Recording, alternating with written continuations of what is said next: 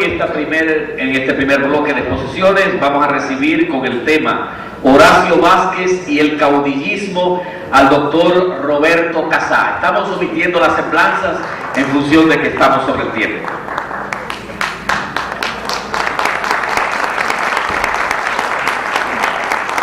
De nuevo, muchos saludos. De nuevo, el agradecimiento en el plano ya personal por la invitación a la Fundación Horacio Vázquez. Y señalarles lo siguiente, lo que les voy a decir en los próximos minutos se relaciona con los primeros años de vida política de Horacio Vázquez después de la muerte de Ulises Heró, de su participación conspicua fundamental en este acontecimiento que tuvo lugar aquí en Moca y protagonizado por mocanos, claro está, como ya Eduardo lo acaba de referir. Y esto nos lleva a dilucidar muchos aspectos personales biográficos de Horacio Vázquez. Yo no estoy en condiciones de hacerlo, no porque rehuya, sino porque no tengo los conocimientos y sí soy consciente de que el colega y gran amigo Emilio Cordero Michel, que también fue de los inspiradores junto a Eduardo de este encuentro, por lo menos tuvimos una reunión hace muchos meses sobre el particular, tiene una biografía en proceso, ya se mencionó, y yo sugiero que de alguna manera contribuyamos a instar a Emilio a darle conclusión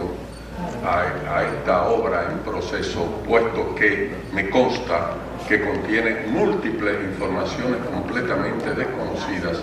sobre la persona de Horacio Vázquez. Emilio, como familiar, parece que heredó una papelería muy importante que contiene informaciones claves sobre la personalidad de Vázquez, sobre su vida. Eduardo hacía alusión a su honestidad personal y Emilio en varias ocasiones me ha manifestado este componente de la persona de Vázquez, su integridad personal. Murió en la pobreza. Emilio me ha mostrado los documentos notariales, actos, inventarios, sucesiones que muestran que Horacio Vázquez era un individuo personalmente muy honrado. De manera que tenemos por delante un escenario de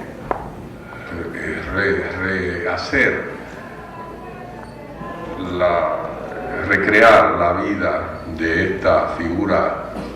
importantísima de la historia dominicana y tiene que hacerse en el plano biográfico. Yo les puedo hablar, lo que les podré decir sobre estos primeros 15 años o 16 años de acción política conspicua de Vázquez a partir de 1899 sobre la base de que me he interesado en este periodo en función de dos proyectos que todavía no logro dar a publicidad por razones de tiempo. Uno que versa sobre los llamados gavilleros del Este o gavilleros de todo el país, que lo presenté como tesis doctoral ya hace unos cuantos años, y el otro sobre el movimiento religioso dirigido por Olivorio Mateo, que no tiene nada que ver con esta región, y tampoco el de los llamados gavilleros, pero que nos lleva a considerar problemas de la política nacional en ese periodo. Quisiera partir del hecho, a mi modo de ver, fundamental, que permite catapultar la persona de Vázquez, que es su papel dirigente, es la figura clave del magnicidio del 26 de julio de 1899. No era difícil que él jugara esta posición, primero por sus condiciones personales de hombre liberal, que sin duda alguna, como lo ha destacado Eduardo, y por su experiencia política. También Eduardo lo acaba de mencionar en términos biográficos. Vázquez estuvo involucrado en los intentos contra el establecimiento y consolidación de la dictadura de Heró. Se acogió, se quedó tranquilo, en ningún momento pactó con Heró y quedó como una persona de vida local, un hombre de los medios dirigentes locales y un agricultor citadino, que es una figura a tener en cuenta en la configuración social de la región del centro del Cibao desde muchas décadas atrás, y que formó parte de la relativa diferencia de esta zona respecto al resto del país. De manera que Horacio Vázquez, fruto de una configuración social, y esto le va a permitir desempeñar un papel importantísimo de primera línea en la historia dominicana desde el momento en que encabeza el magnicidio del 26 de julio, encabeza políticamente hablando. Desde el punto de vista operativo, este magnicidio fue dirigido por su primo Ramón Cáceres, fue el que ejecutó el grupo ya operativo que ejecutó a Heró, como es de todos bien conocido. Esto formaba parte ya de una alianza, no solamente familiar, de una alianza política entre los dos primos, que pasarían a desempeñar en ese mismo momento papeles relevantes en el proceso político del país. Esta nombradía de Vázquez respondía a una situación coyuntural producto de la desaparición de Ulises Heró. El país era muy atrasado, el país había tenido momentos incipientes de modernización económica, pero limitada al grado de que no habían surgido, por razones del estilo de desarrollo de modernización que se produjo en esos momentos, una capacidad hegemónica clasista proveniente de los medios dirigentes que protagonizaban débilmente este proceso de modernización. De manera que Ulises Heró ocupó un papel estratégico en la capacidad de acción del Estado y de imposición desde el Estado sobre otros actores de la vida del país. Por esto, esta relativa estabilidad se llevó a cabo sobre la base de un ejercicio despótico, ya que se correspondía con la debilidad de todos los actores y sobre todo con la dispersión de la política del país. De manera que la desaparición en esas condiciones en que el orden se sostenía sobre la base de una imposición dictatorial omnímoda, queda superada de golpe y debe haber sustituciones inmediatas. Y fíjense si fue tan inmediata que al mes de concluida la dictadura o de eliminado el dictador el 26 de julio, ya al mes, las fuerzas dirigidas por Horacio Vázquez y Ramón Cáceres estaban en proceso ya de devenir en el factor político determinante del país. Se refugiaron en un campo de San Francisco de Macorís, pero rápidamente lograron concitar fuerzas, fueron apoyados desde lejos por los exilados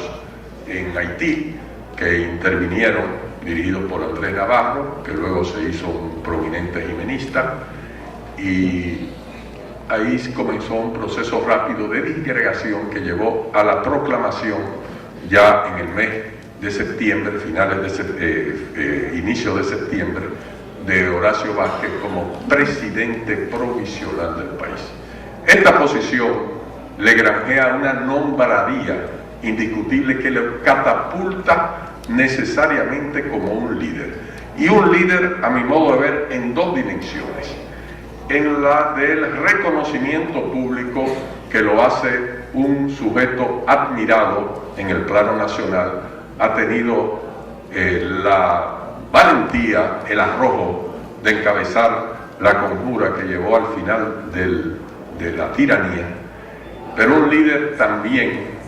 de los círculos dirigentes del país, de los círculos más ilustrados, que estaban pugnando porque en condiciones de democracia, de ausencia, por lo menos, de una dictadura omnímoda y sangrienta como la que había encabezado Heró, se mantuviese la estabilidad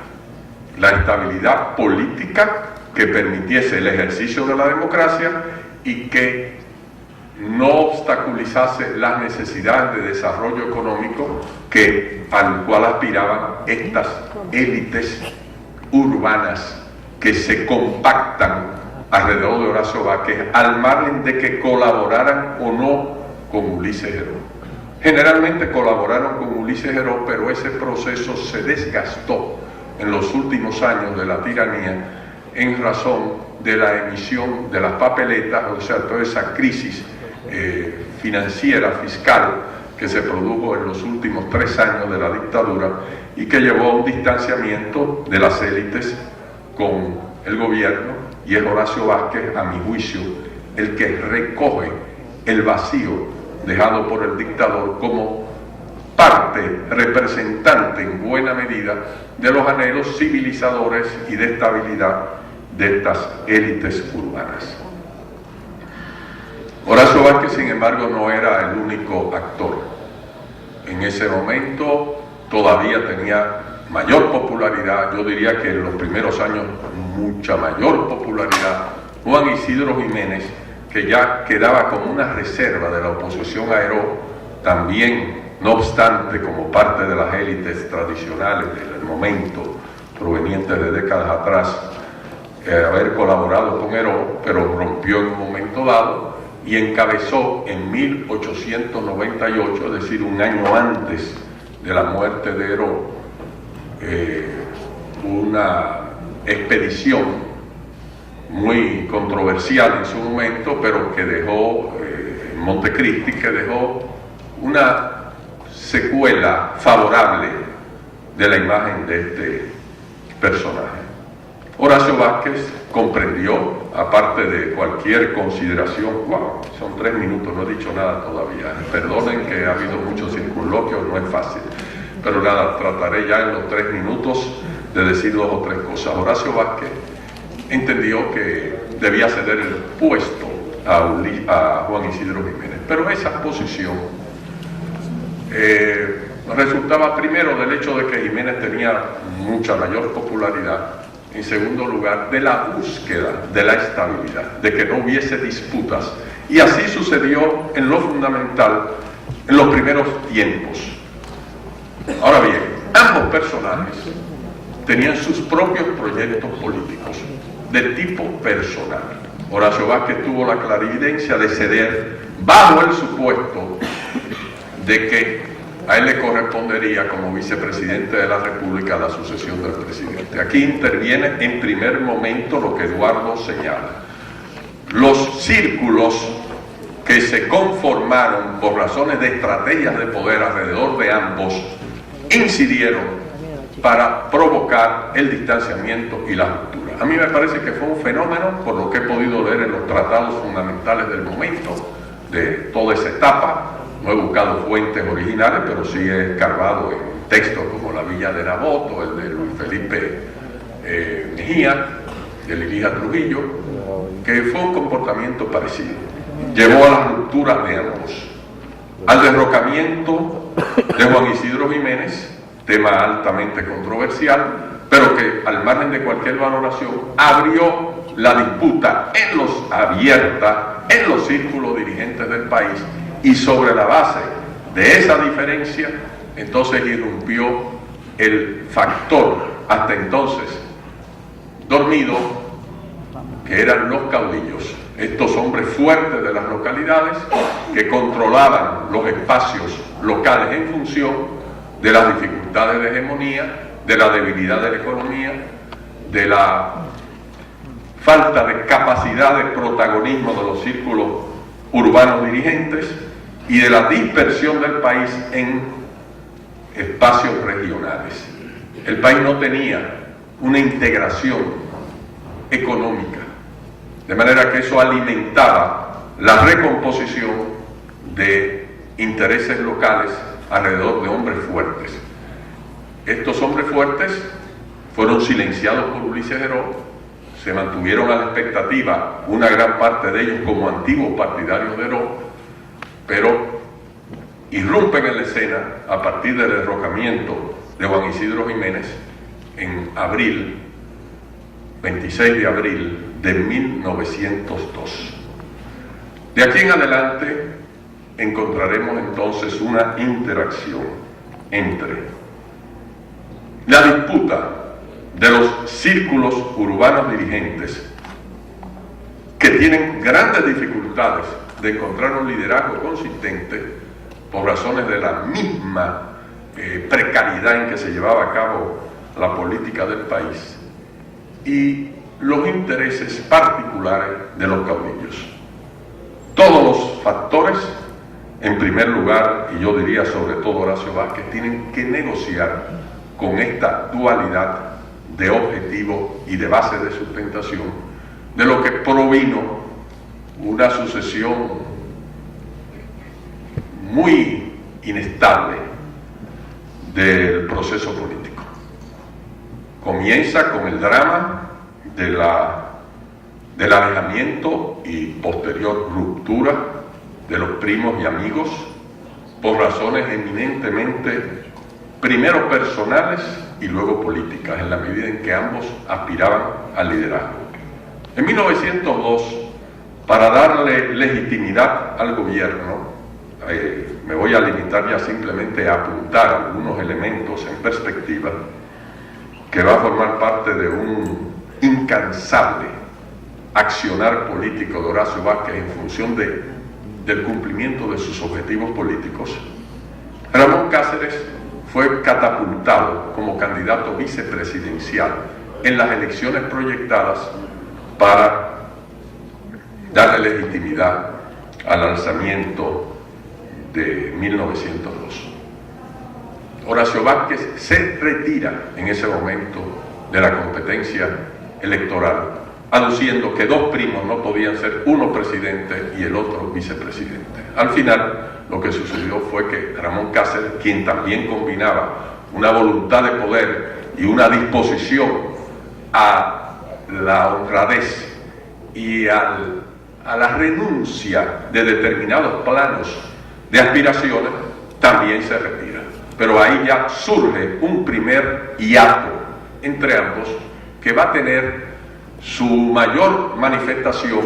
en el momento en que después ya de un nuevo capítulo político, que ya por desgracia no puedo especificar, en 1905 a 6, el derrocamiento del presidente Carlos Morales Languasco, que sustituye a quien a su vez sustituyó a Horacio Vázquez en 1903 en una revuelta de los antiguos partidarios de Ulises Heró. En ese momento, ¿quién es el jefe del partido horacista? Así se llamaba, Horacio Vázquez. ¿Quién era el vicepresidente que llevaba la pelea contra los jimenistas, contra los lilicistas? Ramón Cáceres. Y se plantea, y el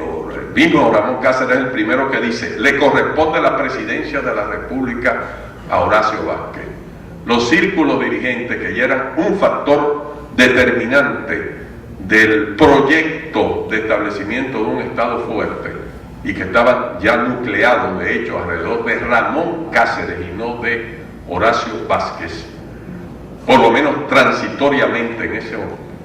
en ese momento, porque Cáceres se había quedado en una vida apartada, incluso gran parte del tiempo fuera del país, después del exilio en que ambos se fueron a Cuba. Le dicen a Ramón Cáceres: no, usted tiene que ser el presidente. Eso lleva a la distancia y a la ruptura dramática en 1909, en que Horacio Vázquez cuestiona en toda la línea la ejecutoria gubernamental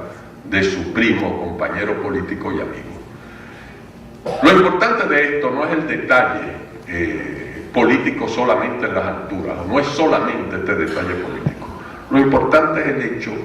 de que al romper con el único momento en esos años de estabilidad política y de empresa gubernamental relativamente exitoso en pos de la modernización económica y del establecimiento de un gobierno fuerte que se superpusiera a las facciones en pugna. Lo importante de esto es que, no obstante su vocación democrática, su vocación por el orden, por el progreso económico, por el liberalismo, todo aquello que son las convicciones indudables, como lo bien destacó Eduardo, de Horacio Vázquez, en ese momento, en función de sus convicciones, de sus intereses inmediatos y estratégicos, Horacio Vázquez se hace un aliado, un portavoz de los caudillos que generalizadamente estaban opuestos en todas las banderías políticas, opuestos a los planes civilizadores del gobierno de Cáceres, que tenía su fundamento en estas élites ilustradas que generalmente venían de las aulas de Eugenio María de Hostos. Esto todo presenta problemas. ¿Es Horacio Vázquez un representante de los caudillos?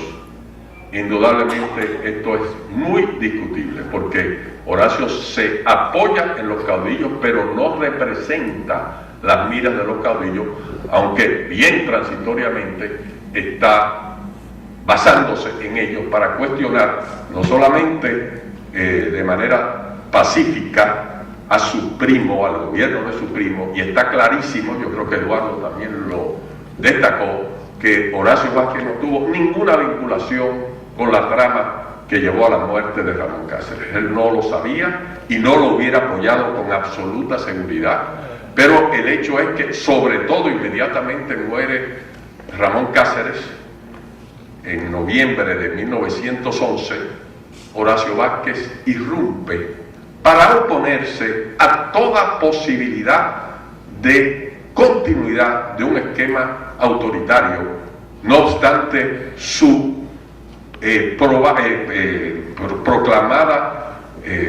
misión civilizadora y progresista. Fíjense cómo se da este proceso, que incluso el representante de estas élites ilustradas en el gobierno de Cáceres, que es Federico Velázquez Hernández, queda desplazado inmediatamente por el jefe de la tropa que tenía por misión aplastar a los caudillos por orientación de Ramón Cáceres. Y Horacio Vázquez cohesiona como figura principal en la oposición a sucesivos gobiernos,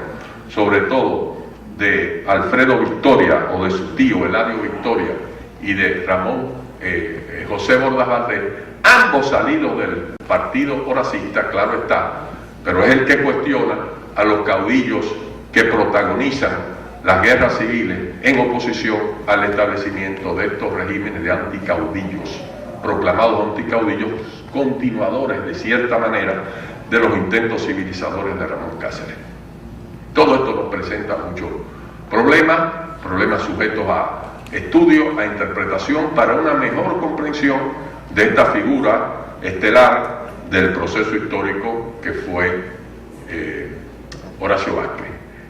Y esta capacidad versátil de iniciativas y de constancia en los afanes de la política, tanto en el plano de los intereses personales como de la defensa de los principios, es lo que hizo que, de una posición secundaria hasta cierto punto respecto a Juan Isidro Jiménez en los primeros años del siglo XX, Horacio Vázquez ya al final fuera la figura dominante de la escena política dominicana, por lo cual, tras la desaparición de Juan Isidro Jiménez, que muere prácticamente ya desahuciado en plena ocupación militar norteamericana, Horacio Vázquez recompone una alianza que le permite ser el factor único de poder después de 1924. Muchas gracias. Gracias al doctor Roberto Casá, director general del Archivo General de la Nación, por esta exposición Horacio Vázquez y el caudillismo.